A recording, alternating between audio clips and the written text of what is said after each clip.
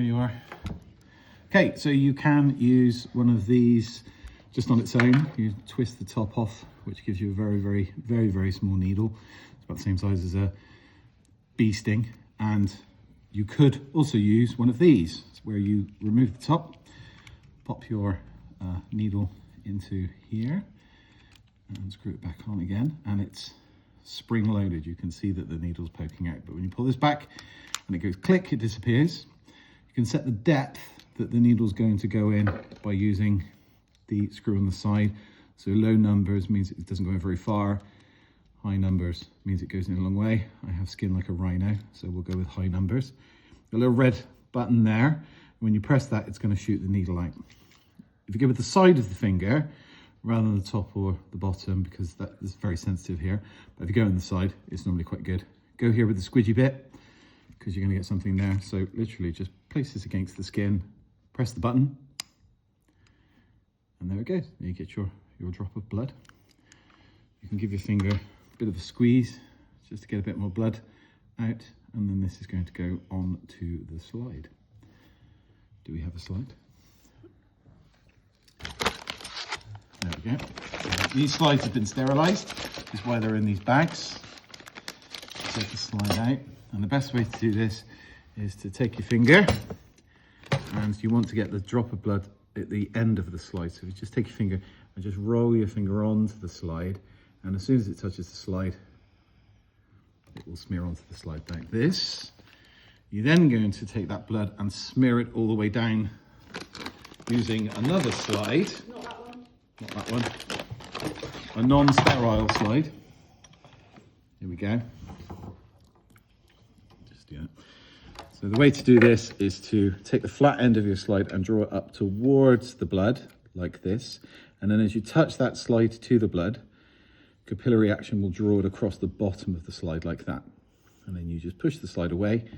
And what that's doing is that's creating, if we pop it onto the paper, this is your blood smear here.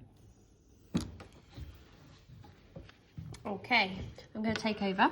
So we're following these instructions on here. So let me just go through the steps and show you where we're up to, and then I'll just show you the rest.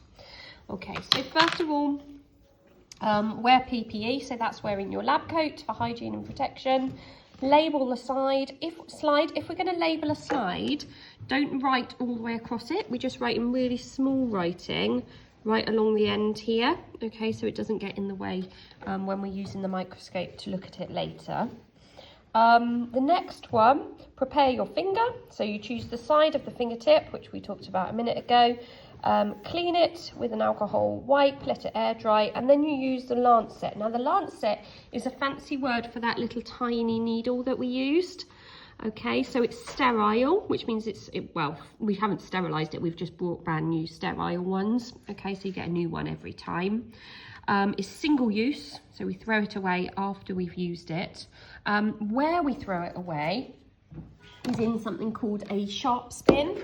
So this is the sharp spin. So those needles don't go in the normal bin. They go in these special bins called sharp spins, okay? So we prick the cleaned area, which we've just shown you, and we wipe away the drop of the blood.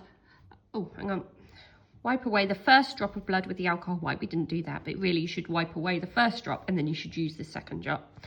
So you collect a blood drop, gently squeeze your finger to produce a second drop, put the small drop of blood near one end of the slide, then make the blood film. So you saw how we kind of scraped it across using another slide.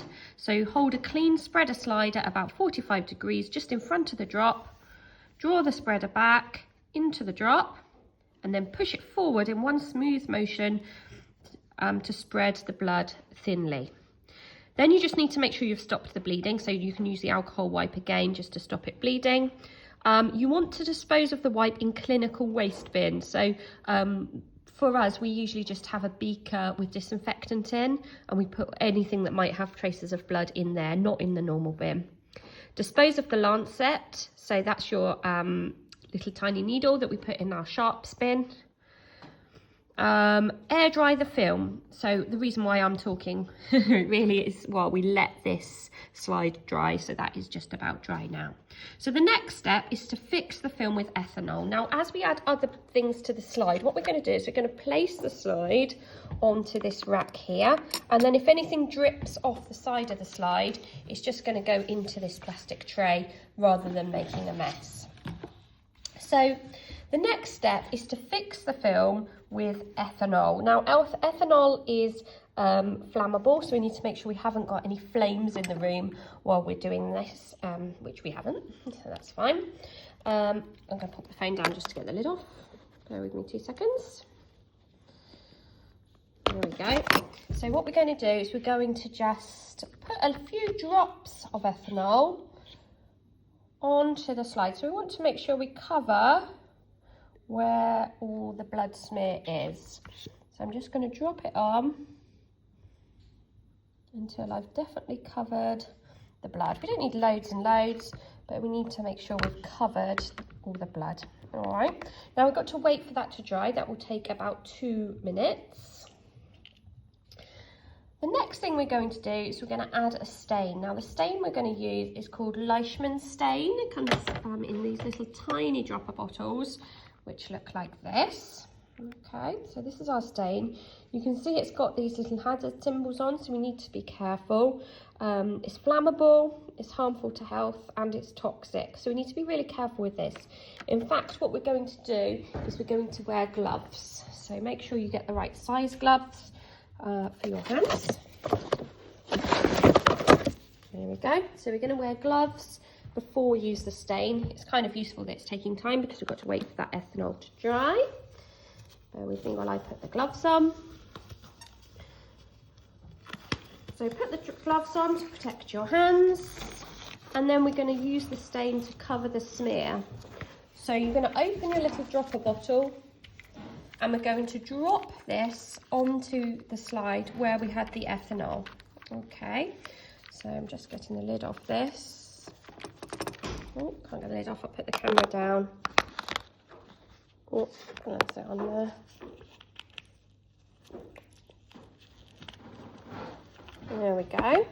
So we've got a little dropper bottle here, and we need to drop this stain onto the slide.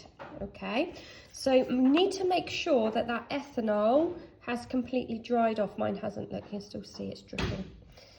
Ethanol should evaporate quite quickly because it's an alcohol, but you need to just wait for that to be dried. You can wave it in the air a little bit to help it dry. And we're going to add the stain. What the stain is going to do is it's going to make the cells more visible when we look in the microscope, because red blood cells are red because of the haemoglobin, but the white blood cells don't have a colour themselves. So we're going to add the stain, and when we look in the microscope, we'll see that the white blood cells have stained purple. Okay, so it's going to help us with that. So when we add the stain, we need to add about 5 drops to completely cover the smear. Okay, so here it goes. I don't think my alcohol was completely dried, which is annoying. Make sure yours is. Okay, so add your stain onto there. Wait about 2 minutes while that attaches to the molecules.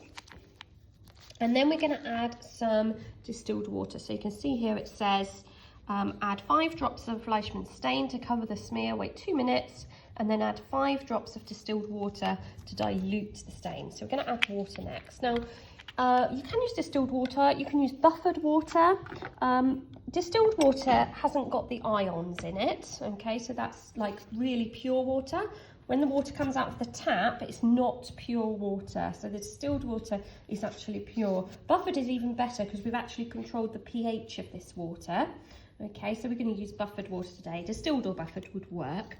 Okay, so what we're going to do next is we're going to add 5 drops of distilled water, so we're up to here, to dilute the stain and gently mix by tilting the slide.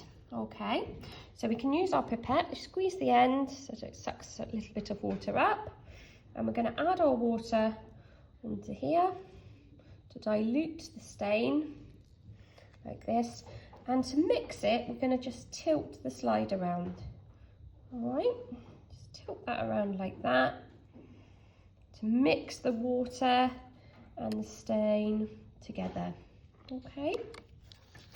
Now we need that to dry, and it says here leave for a further 7 minutes. So I'll stop the video and restart it so you don't have to wait 7 minutes for that step. Just another tip, as you're going through, lots of people struggle to know where they're up to. It's a good idea to tick off when you've done the steps so you don't get lost with which step you're up to. And while you're waiting the 7 minutes, you need to make sure that we've done a full risk assessment. Okay, so we've got the template here, so we need to go through the full risk assessment. So the hazard means what thing is hazardous. The risk is how would it actually hurt you. The control measure is how you're going to stop it from hurting you, how you're going to try and avoid it. And the emergency measure is if the kind of accident did happen, what would we then do to make sure everybody is safe. Okay, so have a go at filling that in while you're waiting for the 7 minutes.